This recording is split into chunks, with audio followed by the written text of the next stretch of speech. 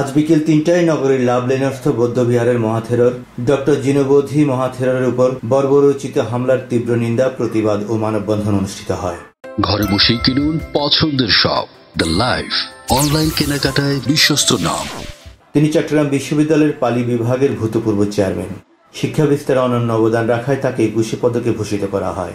প্রতিবাদ সভায় বক্তব্য রাখেন বিভিন্ন শ্রেণী পেশার গণ্যমান্য ব্যক্তিবর্গ ও চট্টগ্রাম বন্দর বৌদ্ধবিহারের অধ্যক্ষ ডক্টর দীপঙ্কর থের সহ অন্যান্যরা।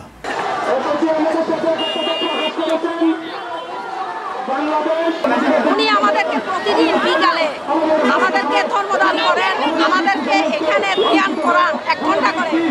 আমরা নিজেরাই উদ্যোগ নিয়ে যারা যারা বড় বড় ভান্তে প্রয়াত হয়েছেন তাদের জন্য আমরা এই 2 দিন অনুষ্ঠানের আয়োজন করেছি। এটা ভান্তে নয়, এটা আমরা ধ্যানীরাই আয়োজন করেছি।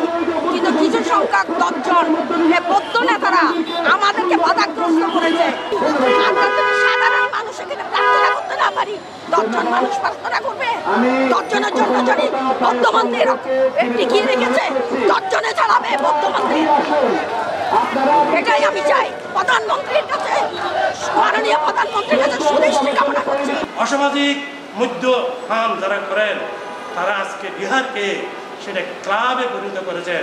তারা দিন দুপুরে মদ খেয়ে এখানে অসামাজিক কাজ করছেন। বুদ্ধের উদ্দেশ্যে দানকৃত দানীয় বস্তুর টাকাগুলো তারা গ্রহণ করে তারা মদ্যপান করেন।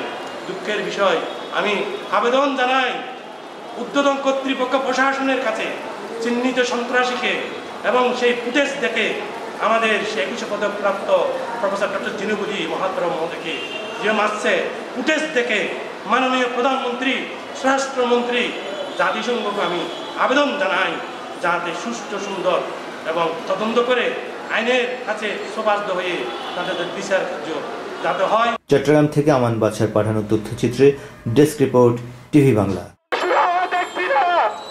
আপনারা চাচার মতো এলোমেলোভাবে আছেন, চাচার মতো বক্তব্য প্রচার করছেন।